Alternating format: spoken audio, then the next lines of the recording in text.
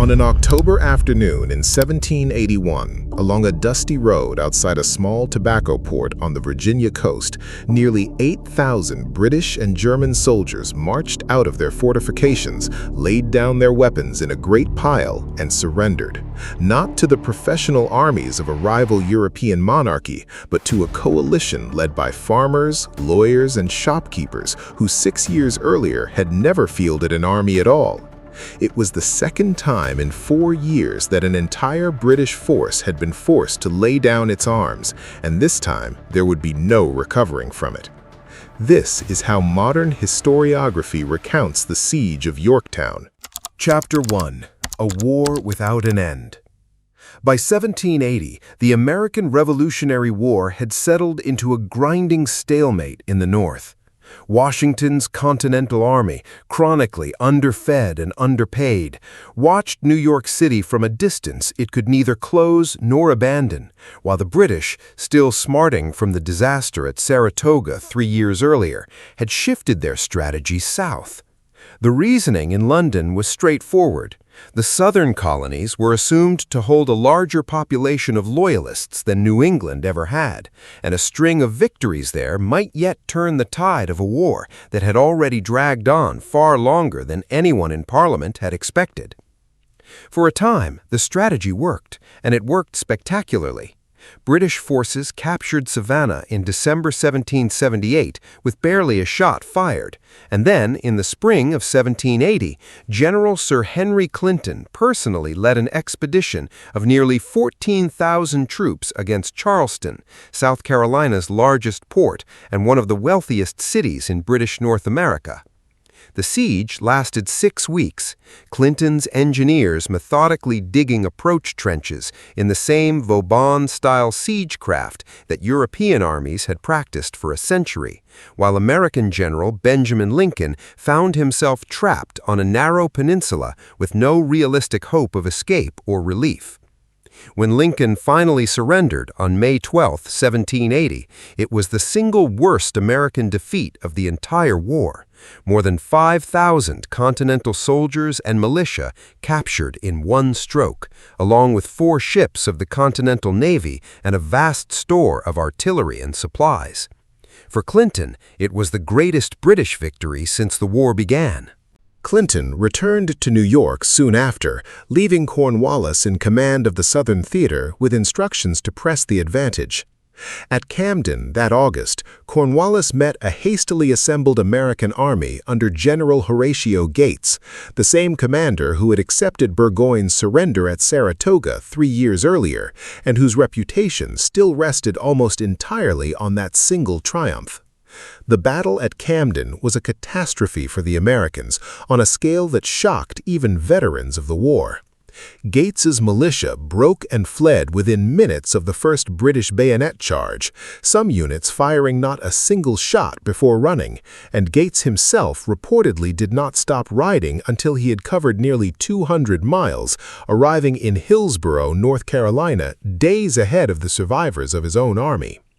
Only the Continental regulars under General Johann de Kalb, who was mortally wounded leading a desperate stand, prevented the defeat from becoming a total massacre. The Continental cause in the South seemed, for a moment, on the verge of collapse entirely, and Gates, once the most celebrated general in America, would never again hold field command. Yet, even as Camden appeared to confirm British dominance, the seeds of a very different outcome were already sprouting in the backcountry. That October, a British-recruited loyalist force under Major Patrick Ferguson, sent to guard Cornwallis's western flank and to threaten frontier settlements that refused to submit, was tracked down and surrounded atop Kings Mountain by roughly 900 frontier militiamen, self-organized riflemen from the Carolinas and the settlements beyond the Appalachians, who answered to no Continental officer at all. In barely an hour of fighting, entirely without a single British regular present on either side, Ferguson was killed and his entire force of more than 1,000 men killed or captured. The victory, achieved by ordinary settlers acting almost entirely on their own initiative, electrified the southern countryside and convinced Cornwallis that his exposed western flank could no longer be trusted to loyalist militia alone. But the British victories proved impossible to hold. Loyalist militia, unleashed to punish rebel sympathizers across the Carolinas, ignited a brutal civil war of raids, ambushes, and reprisal killings that alienated as many neutral colonists as it recruited. At Kings Mountain, in October 1780, a force of frontier militia annihilated an entire Loyalist regiment without a single British regular present on the field. At Cowpens the following January, General Daniel Morgan, the same rifle commander who had helped break Burgoyne's army at Saratoga, used a deliberately staged feigned retreat to lure and destroy a British force under the young, aggressive cavalry commander Banastre Tarleton. General Charles Lord Cornwallis, the senior British commander in the South, pursued the retreating Americans under General Nathaniel Greene deep into North Carolina, finally catching them at Guilford Courthouse in March 1781. Cornwallis won the battle in the narrowest tactical sense, holding the field as Greene withdrew, but at a cost so heavy, nearly a quarter of his entire army, that a horrified member of Parliament, Charles James Fox, remarked that another victory like it would ruin the British Army in America entirely. Bled white and unable to subdue a countryside that seemed to regenerate resistance faster than he could crush it, Cornwallis made a fateful decision. Rather than continue chasing Greene through the Carolinas, he marched his exhausted army north into Virginia, hoping to cut off American supply lines feeding the Southern War and to link up with a smaller British force already operating there under a commander whose name had, by 1781, become the most hated in America. Benedict Arnold, the hero of Saratoga turned traitor, now a British brigadier general burning towns along the James River in the same colony where he had once been celebrated as a savior. Chapter 2. Cornwallis's Gamble. Cornwallis himself was no novice gambler with an army's fate. By 1781, he was one of Britain's most experienced field commanders in America, a veteran of Long Island, Brandywine, and Camden, respected by his own troops for a willingness to share their hardships on campaign rather than command from comfort. He was also, by this point in the war, deeply frustrated with his nominal superior, Clinton, and the two men's increasingly strained correspondence, each blaming the other for the South's deteriorating situation, would shape decisions made in the weeks ahead in ways that served neither of them well. Benedict Arnold's presence in Virginia added a bitter undertone to the campaign that both sides felt keenly. Commissioned a British brigadier general after his defection, Arnold had led a raiding force up the James River in early January 1781, burning warehouses, military stores, and much of Richmond itself, the new Virginia capital, while Governor Thomas Jefferson narrowly escaped capture by fleeing the city with barely an hour's warning. American soldiers who captured British raiding parties reportedly asked, half in jest and half in earnest, what would be done to Arnold himself if he were ever taken alive. Washington is said to have ordered that Arnold be hanged immediately as a traitor, without any of the formalities normally extended to a captured officer should the opportunity ever arise. It never did. Through the spring and early summer of 1781, Cornwallis's combined force, now numbering more than 7,000 men after absorbing Arnold's troops and further reinforcements sent down from New York, rampaged across Virginia largely unopposed, burning tobacco warehouses, seizing horses and livestock, and at one point coming close enough to the town of Charlottesville that the Virginia legislature, along with Governor Jefferson himself, was forced to flee ahead of a fast-moving British cavalry raid led by Banastre Tarleton, the same officer whose reputation for showing little mercy to surrendering troops had already made his name notorious across the Carolinas. The Marquis de Lafayette, a French nobleman not yet 24 years old given command of a small American force sent to shadow Cornwallis, wisely refused to risk open battle against a much larger and more experienced army, famously remarking that he was too small a force to fight and too proud a Frenchman to run entirely away. Instead, he harassed Cornwallis's supply lines, withdrew whenever the British moved to force a decisive engagement, and steadily wore down British patience through a campaign of maneuver rather than battle. Cornwallis, unable to bring Lafayette to a fight and increasingly convinced that Virginia could not be held by raiding alone, grew frustrated with a campaign that produced burned warehouses and captured tobacco, but no lasting strategic result. It was at this point that orders arrived from his superior, General Henry Clinton, Commander-in-Chief of British forces in North America, based in New York City.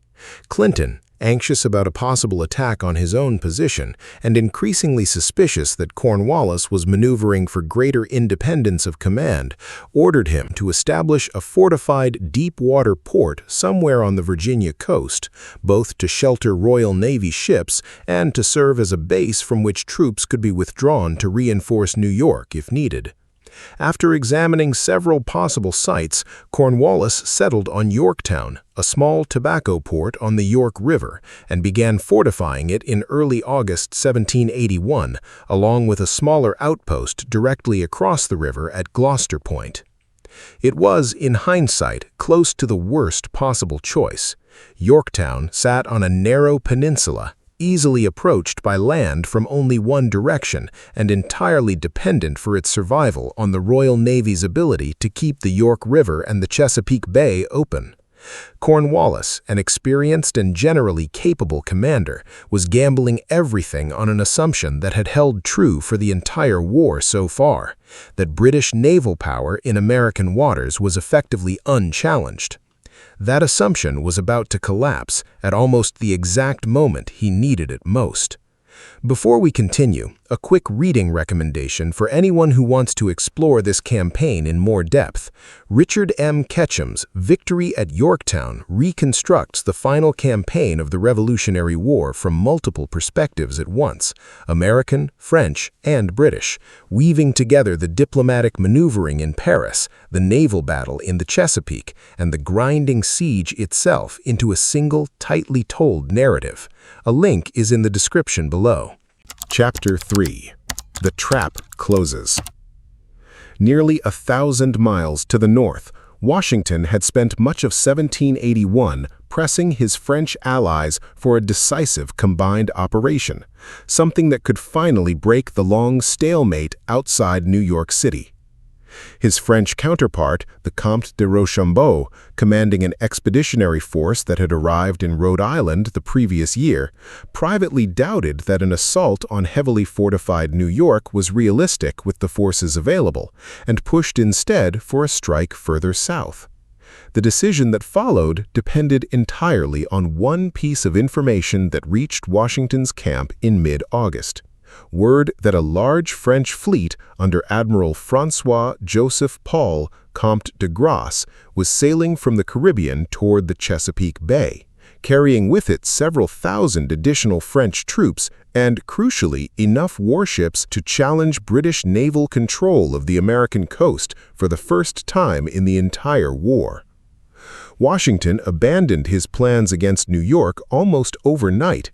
In a masterstroke of deception, he kept his preparations secret from Clinton by maintaining the appearance of continued operations around the city, ordering bake ovens built and supplies stockpiled as though for a siege that would never come, while the bulk of his combined American and French army, nearly 7,000 men, quietly slipped away and began a rapid march south toward Virginia, covering more than 400 miles in barely a month, an extraordinary feat of logistics for an 18th-century army.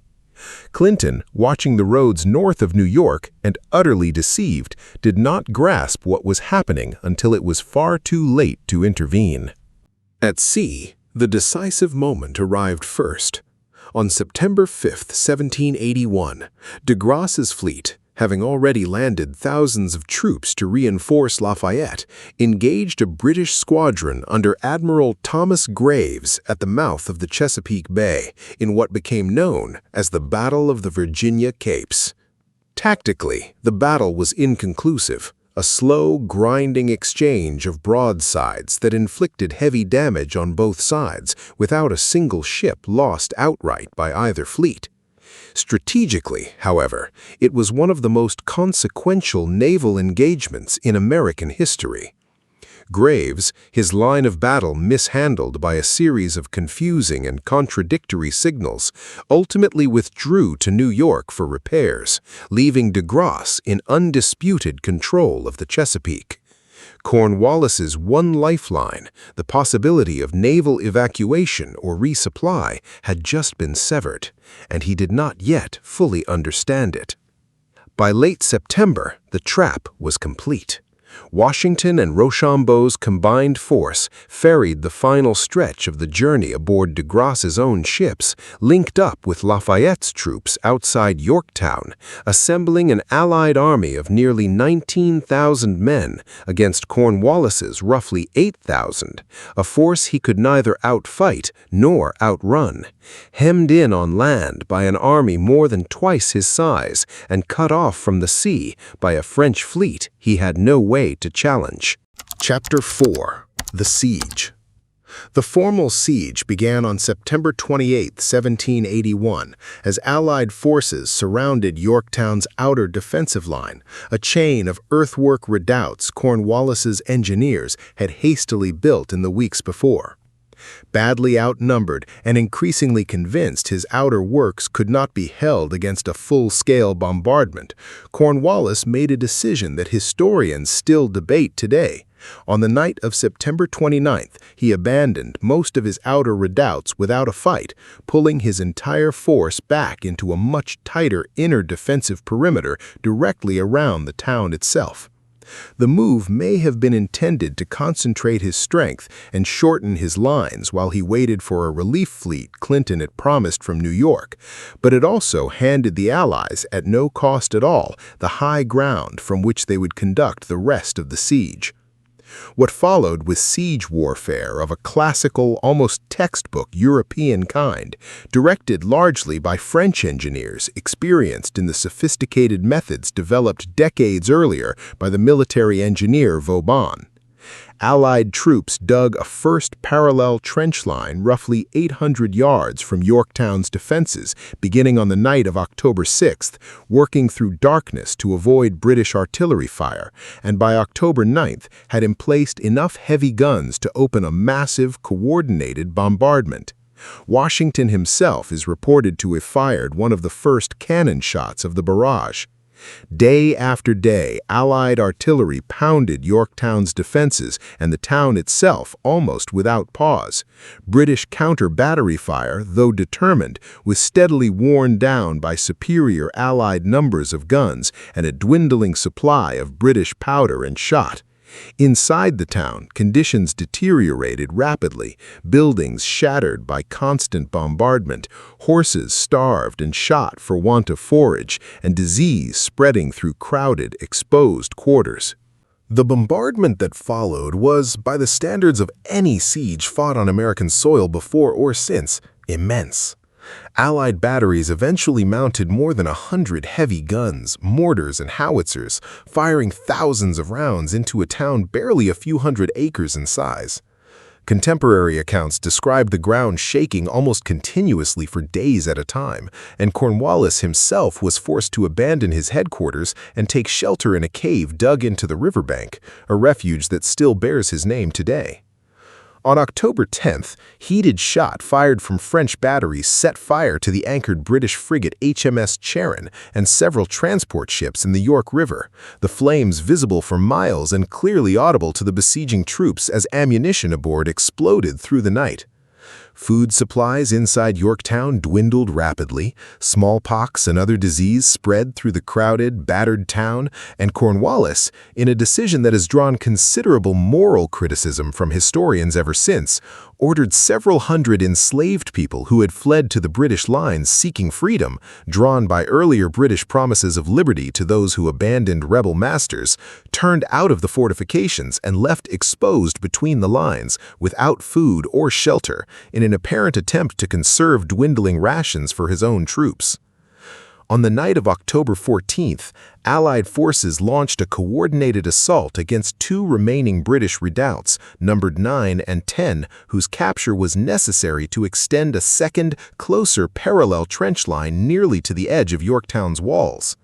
Redoubt 9, the larger and more heavily defended of the two, was stormed by roughly 400 French grenadiers and chasseurs under the Baron de Viomenil after brutal hand-to-hand fighting through abattis and earthworks that cost the attackers nearly 100 casualties.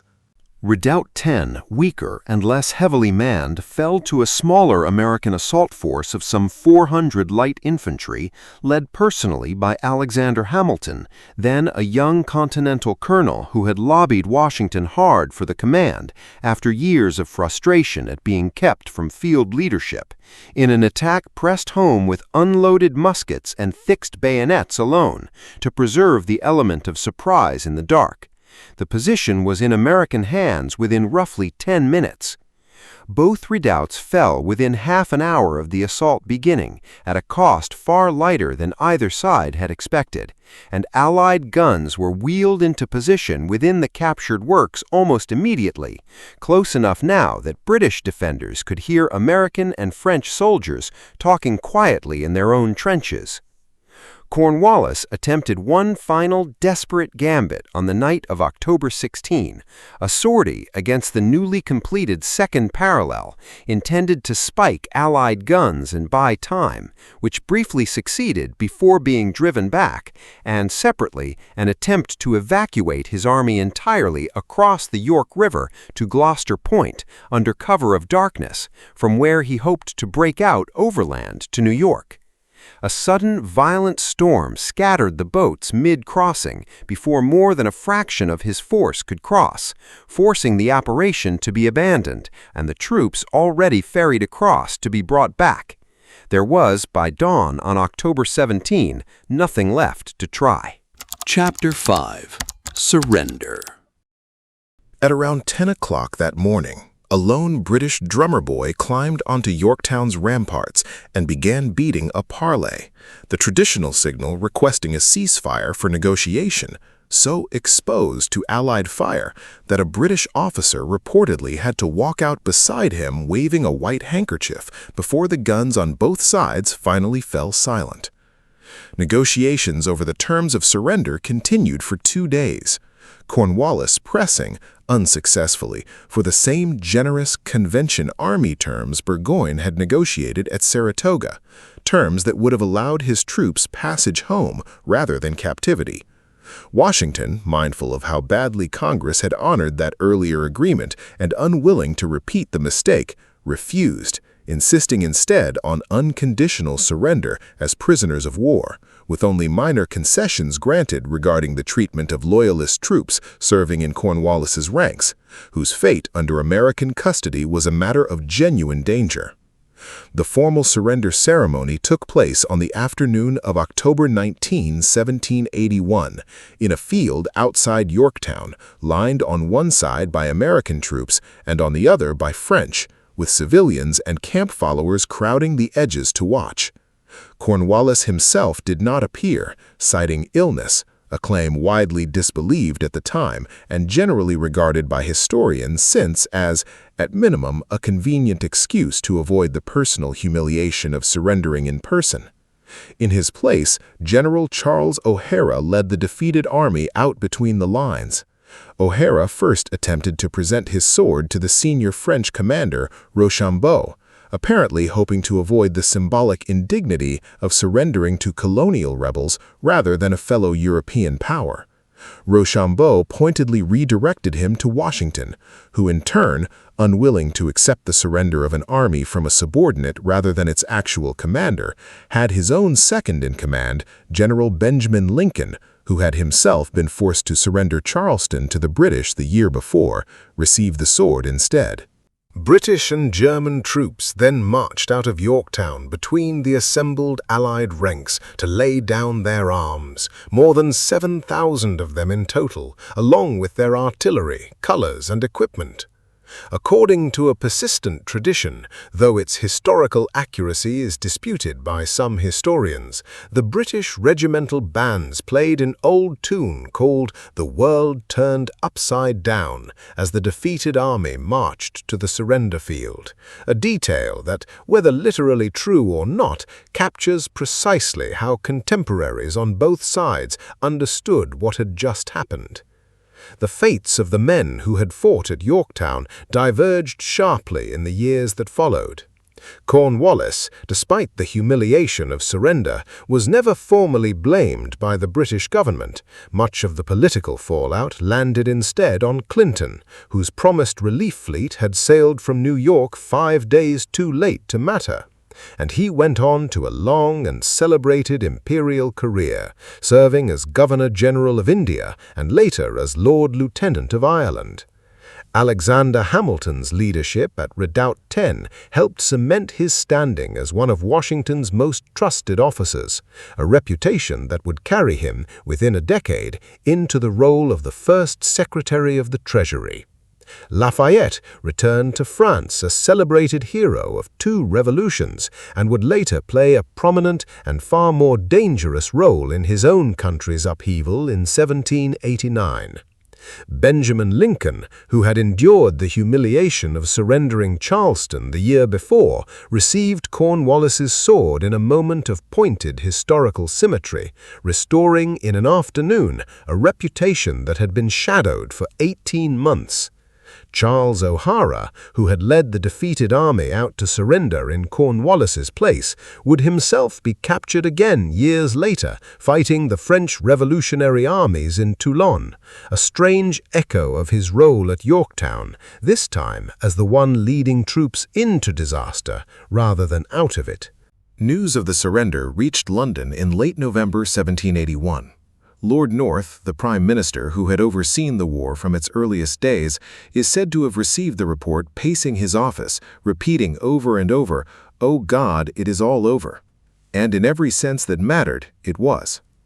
Though the war would drag on in scattered fashion for nearly 2 more years, with British garrisons still holding New York, Charleston, and Savannah, no further major campaign was ever attempted in America. Parliament, exhausted by a war that had already cost more than it could politically sustain, and now facing France, Spain, and the Netherlands as active belligerents on multiple continents simultaneously, voted in early 1782 to end offensive operations in America altogether. Lord North resigned within weeks. Formal peace negotiations began in Paris later that year, concluding with the Treaty of Paris in September 1783, in which Britain formally recognized the independence of the United States. Yorktown was, in the end, a battle won as much by geography, timing, and naval maneuver as by anything that happened in the trenches themselves. A French fleet's brief contested control of a single stretch of coastline, arriving at precisely the moment an overconfident British general had staked his entire army on the assumption that such control would never be challenged.